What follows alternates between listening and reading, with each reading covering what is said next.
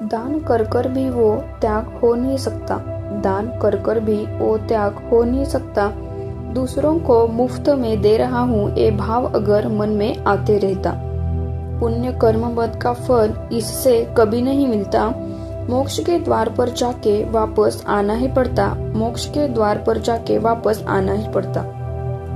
सबको जय जिनेंद्र। इस वीडियो में हम उत्तम त्याग धर्म के बारे में जानेंगे। त्याग धर्म का अर्थ है आत्मशुद्धि के लिए राग, द्वेष, क्रोध, मान, माया, लोभ जैसे विकारी भावों को छोड़ना और स्वपर के उपकार की दृष्टि से सुपात्रों को अपनी क्षमतानुसार धन, धान्य या ज्ञान का दान करना। दान के माध्यम से धन का सदुपयोग होता है, दुर्गुण दूर होते हैं और समाज में करुणा तथा धार्मिक परंपरा का विकास होता है। यह एक दशलक्षण पर्व का महत्वपूर्ण भाग माना जाता है और यह एक मोक्ष प्राप्ति का साधन भी है। त्याग के दो प्रकार होते हैं, पहला आंतरिक त्याग और दूसरा बाह्य त्याग। आंतरिक त्याग एक मानसिक और भावनात्मक अवस्था है जहाँ व्यक्ति स्वेच्छा से स्वार्थ, इच्छाओं, मोह और किसी भी चीज के फल की आसक्ति का त्याग करता है। दूसरा होता है बाह्य त्याग। भौतिक वस्तुएं या स्वार्थपूर्ण इच्छाओं का स्वैच्छिक परित्याग जिससे व्यक्ति आध्यात्मिक या सामाजिक कल्याण के लिए खुद को समर्पित करता है। यह अहंकार और मोह को दूर करने का एक तरीका है। त्याग में स्वेच्छा से क्रिया की जाती है। इसमें प्रत्यक्ष और अप्रत्यक्ष लाभ, मान, सम्मान, यश की भावना नहीं रखी जाती। इसे निरपेक्ष त्याग भी कहा जाता है। दान भी एक त्याग का हिस्सा है।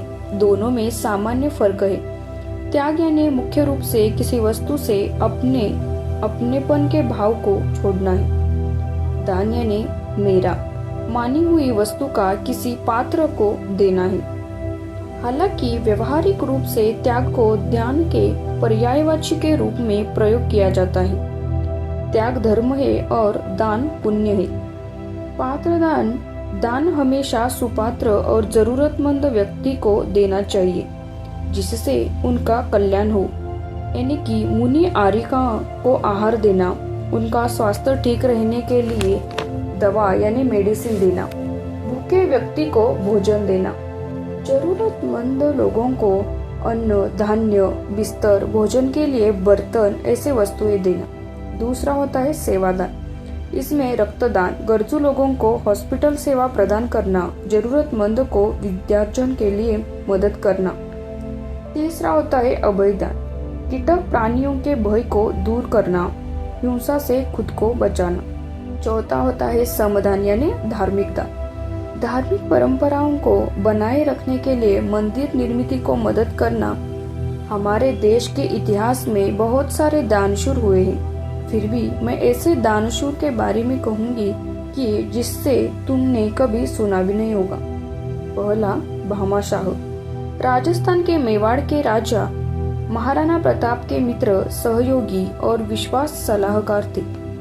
महाराणा प्रताप ने लड़ाई में बहुत सारी सेना खोई।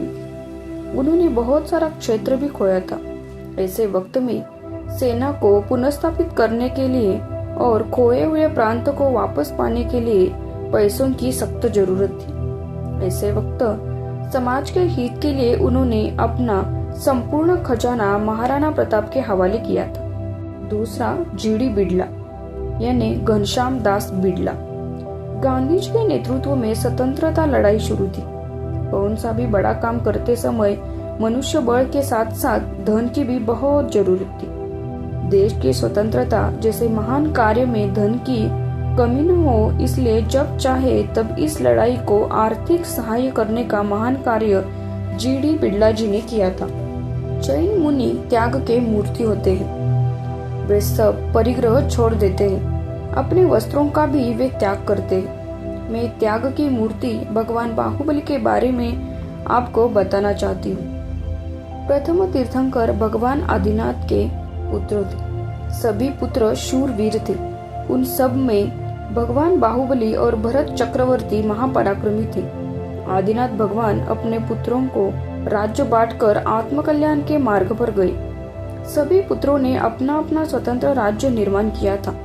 बड़े पुत्र भरत ने विश्व विजेता बनने का निश्चय किया। खंड को जीतने के बाद चक्रवर्ती बनने के लिए उन्होंने अपने भाइयों से अधीनता स्वीकारने का कहा। सभी भाइयों ने अपने पुत्रों पर राज्य सौंप कर दीक्षा ली और वन में तपश्चर्या करने के लिए गए, परंतु बाहुबली ने उन्हें युद्ध के लिए ललकारा। इस युद्ध में जीवित हानि रोकने के लिए दोनों भाई में ही युद्ध तय किया गया। पहला दुष्टि युद्ध, जल युद्ध और मल युद्ध। भगवान बाहुबली भरत से भी बलदंड थे। उन्होंने तीनों युद्धों में अपने बड़े भाई का पराभव किया। पराभूत होने के बाद भरत बहुत क्रोधित हुए। उन्होंने क्रोध में उन्हें प्राप्त हुआ सुदर्शन चक्र भगवान बाहुबली के ऊपर छोड़ा। सुदर्शन चक्र अपनों को इजा नहीं पहुंचाता। इसी क्षण बाहुबली को वैराग्य प्राप्त हुआ। उन्होंने अपना राज्य उसी क्षण त्याग दिया और वन में जाकर घोर तपश्चर्या शुरू की। 1 साल बीत गया, फिर भी उन्हें केवल ज्ञान प्राप्त नहीं हुआ। उनके मन में छोटेपन बड़ेपन का भाव और अहंकार रूपी किंतु था। यह किंतु उनके तपश्चर्या में बाधा डाल रहा था। राजा भरत चक्रवर्ती सोच में पड़े, मेरा भाई घोर तपश्चर्या कर रहा है, फिर भी उन्हें केवल ज्ञान क्यों प्राप्त नहीं हो रहा है। राजा भरत चक्रवर्ती भी बहुत ज्ञानी थे। उन्हें जो समझना है वो तो समझ गए थे और अपने भाई को मिलने गए। वहां जाकर अपने भाई को विनती की, क्या मैं अपनी पाद पूजा करूं? भरत के यह शब्द सुनते ही बाहुबली को केवल ज्ञान प्राप्त हो गया। बाहुबली ने राज्य सहित सब कुछ त्याग किया था, किंतु उनमें से पूर्णता आंतरिक त्याग हुआ नहीं था। जब उनमें से पूर्णता आंतरिक और बाह्य त्याग हुआ, तब उन्हें केवल ज्ञान प्राप्त हुआ। त्याग धर्म पालन करने में रुकावट पैदा करने वाले घटक। पहला होता है परिग्रह और अपनापन की भावना। क्रोध, मान, माया, लालच जैसी भावनाएं आत्मा के स्वभाव को दूषित करते हैं। इंद्रिय सुख पाने की अभिलाषा, धार्मिक ज्ञान और कर्म सिद्धांत के बारे में अज्ञान या गलत ज्ञान, भौतिक वस्तुओं प्रति आसक्ति। खुद में त्याग भावना निर्माण करने के लिए हमें किसी भी फल की अपेक्षा न रखते दान करना चाहिए।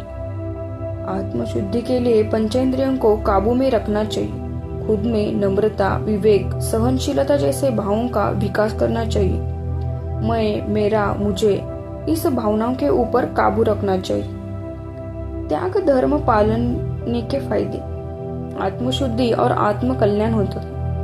पाप कर्मों का क्षय होता है। मन स्थिर और शांत होता है। नकारात्मक विचार खत्म होकर आदमी तनाव मुक्त होता है।